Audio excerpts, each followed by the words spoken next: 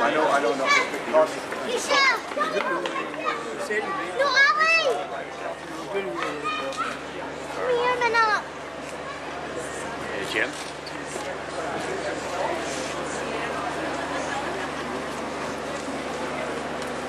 Well, do you have anything to say? No, Anything to say, John? I have nothing to say. Where you go?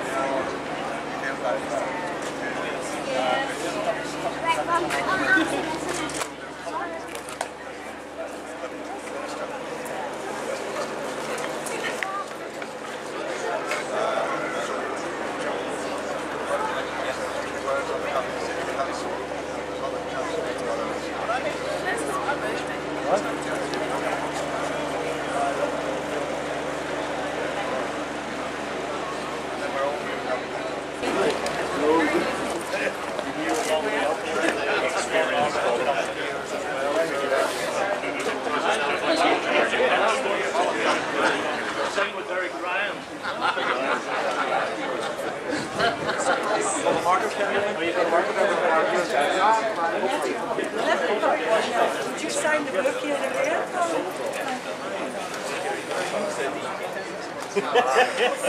That's the trick, yeah.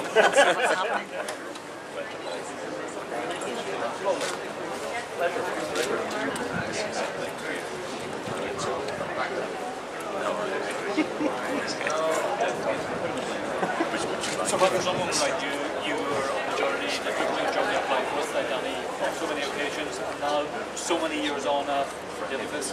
Yeah, it's really... That's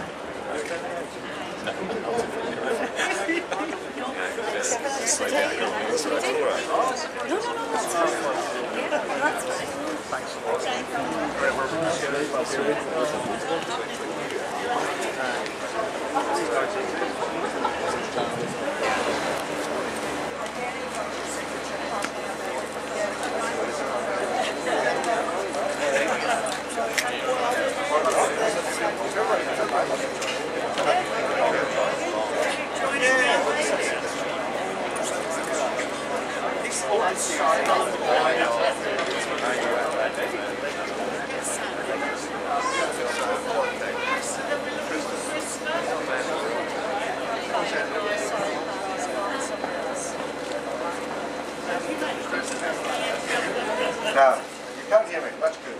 Okay, that's a little test. So, ladies and gentlemen, distinguished guests, members of the Blanchflower family, we have an MP, we have some MLAs, and we have some councillors and aldermen here from Belfast City Council too. You're all very welcome to this very special event.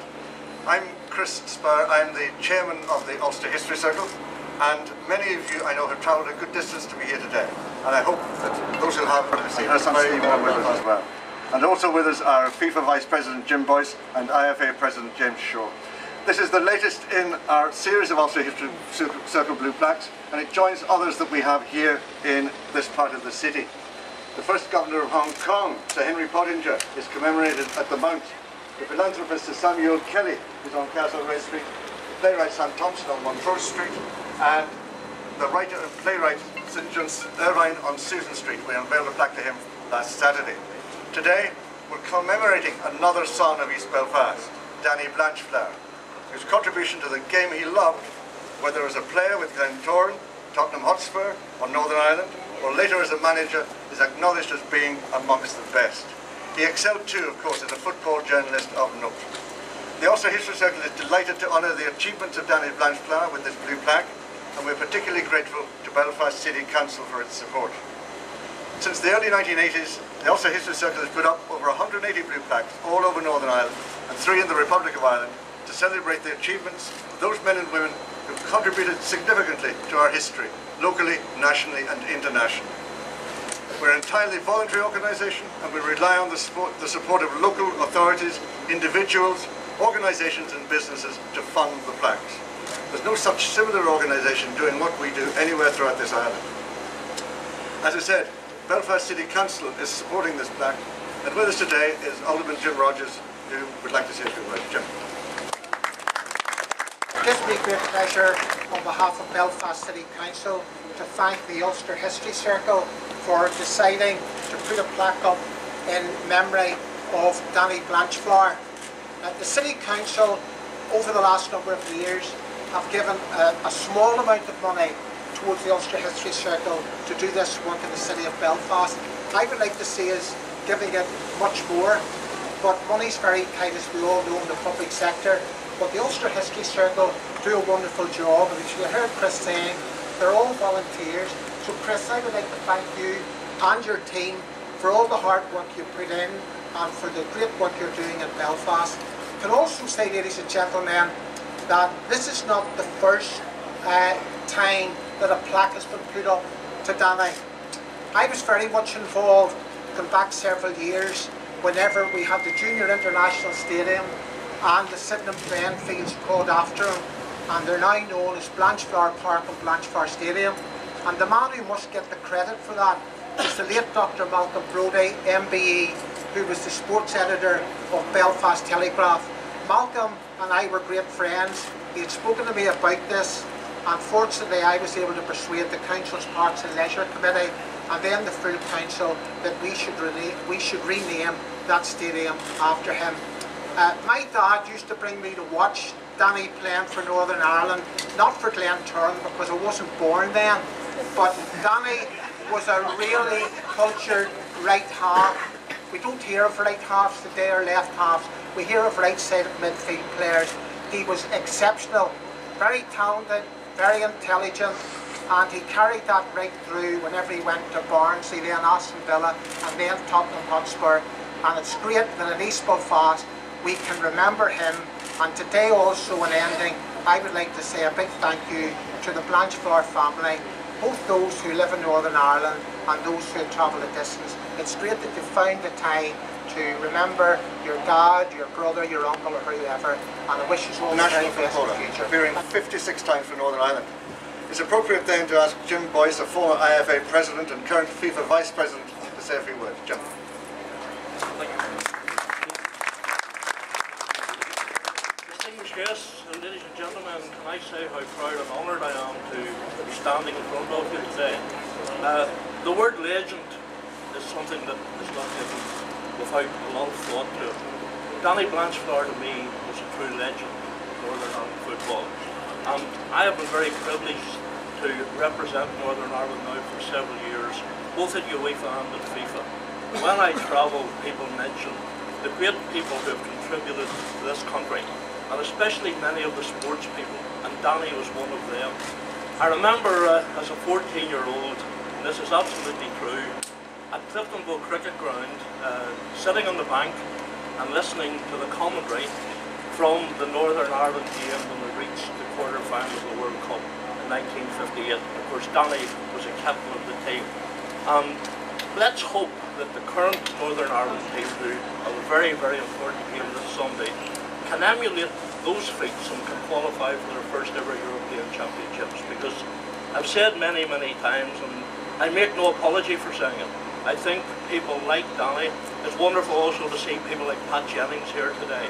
The people in sport in this country have done more to bring people together in this country than I think many of the politicians in the country There have done. are refreshments at the Oval, courtesy of Glentoran FC, and when we're there we'll have some further reflections on Danny Blanchflower's life and career from Jackie Fullerton and other guests.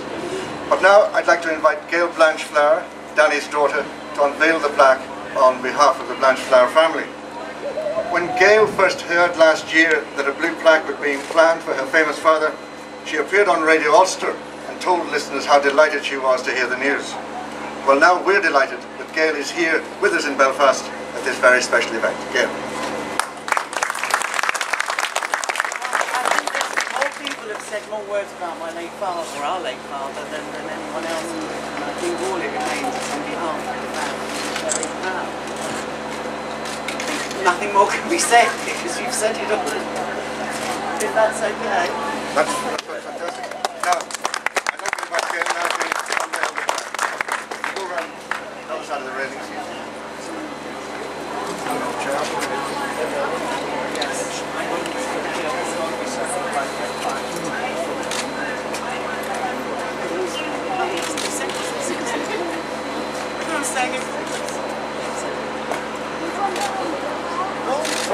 Yes, please, yes.